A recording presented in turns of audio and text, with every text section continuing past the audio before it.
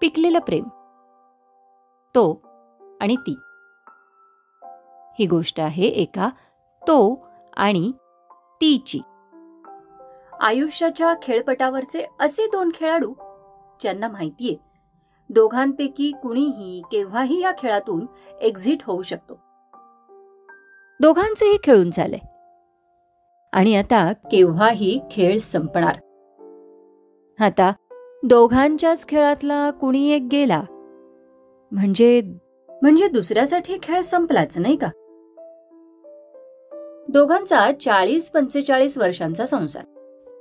दोघांना दोघांच्या सगळ्या सवयी माहितीयेत, किंवा असं म्हणूयात चांगल्या पाठच झाल्यात. पण आता त्या माहितीचा उपयोग चाचपणी करायला जास्त व्हायचा. म्हणजे बघा, तो रात्री घोरायचा, ती दिवसभर काम करून थकून रात्री झोपेत कढायची. मग आता जर त्याचं घोरणं कानावर पडलं नाही तर ती भीतीने त्याच्याकडे पाहत राहायची. आणि नाहीच समाधान झालं तर त्याची झोपमोड होईपर्यंत त्याला जागं करायची. त्याचंही काही वेगळं नव्हतं बरं का. रात्रीतून 10 वेळा उठून तो तिच्या हालचाली निहाळायचा. सकाळी उठल्यापासून रात्री झोपेपर्यंत दोघांना दोघांचा संपूर्ण दिनक्रम माहिती होता. काय केलं तर आवडेल आणि काय केलं तर नाही, या गोष्टी अगदी ठरवल्यासारख्या लक्षात ठेवायचे दोघं. पिल्लं मोठी होऊन केव्हाच घरटं सोडून उडून गेली होती. नव दाम्पत्याप्रमाणे अगदी दोघांचाच संसार चालू होता. तारुण्याचा जोश सोडला तर प्रेम, आपुलकी, एकमेकांना समजून घेणं अशा अनेक मायेच्या गोष्टीत वाढच झाली होती. आता या वयात दोघांनाही मोठं असं कुणी उरलंच नव्हतं. त्यामुळे प्रसंगानुरूप तो आणि ती कधी एकमेकांवर आईची माया करायचे आणि कधी बापाचा धाक दाखवायचे. रात्री झोपताना तो तिच्या विरळ पांढऱ्या केसांना जेव्हा तेल लावायचा ना, तेव्हा त्याला आठवायचे तिचे तरुणपणीचे काळे भोर केस. कित्येक वेळा त्याने त्या केसांच्या जाडसर वेणीत गजरा देखील माळला होता.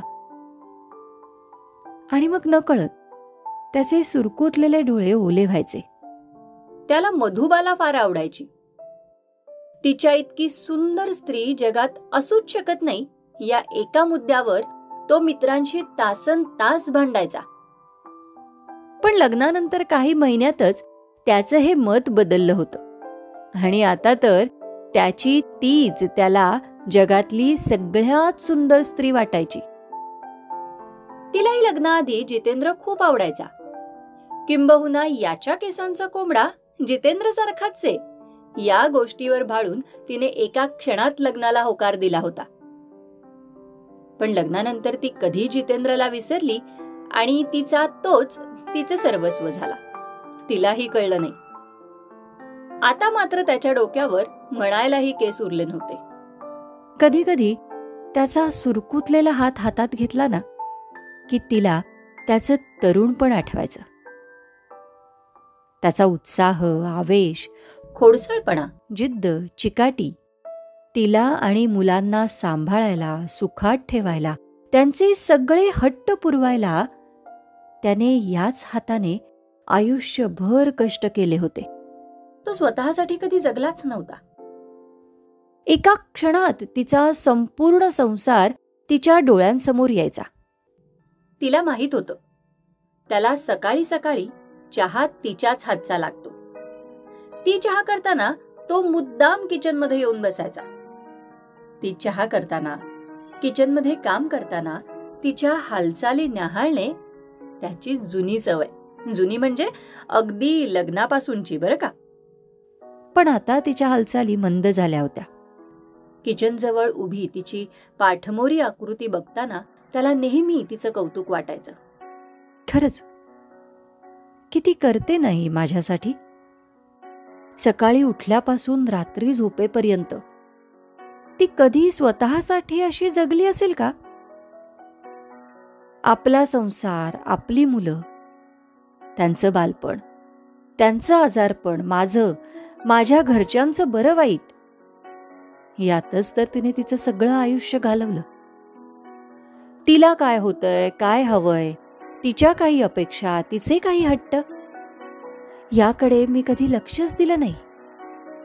मी आणि माझे व्याप, यात माझ्या तिला मी पूर्ण विसरून गेलो होतो. नुसते पैसे दिले की संसार झाला, असाच काहीसा मी वागलो नाही का, असा विचार करून तो काहीसा विषण्ण व्हायचा. मग तीच चहाचा कप पुढे करत नेहमीप्रमाणे प्रसन्न हसून शेजारी येऊन बसायची. तरुणपणी सकाळचा चहा एकत्र घेणं आणि निवांत गप्पा मारणं कधी जमलंच नाही हो. पण आता दोघांनीही ठरवलं होतं बरं का, आहे तेवढा काळ निवांत जगायचं, एकत्र चहा घ्यायचा, पथ्याचं असलं तरी एकत्र छान गप्पा मारत जेवायचं, कधी प्रेमाने, लाजत, मिश्किलपणे एकमेकांना घास भरवायचे. नाही म्हणाला तेवढंच तारुण्य आल्यासारखं वाटायचं. सकाळ संध्याकाळ दोघांनी फिरायला जायचं, औषध पाणी याची काळजी घ्यायचीच, आणि सगळ्यात महत्वाचं, त्याने रोज न चुकता एक गजरा घेऊन तिच्या विरळ पांढऱ्या केसात माळायचा.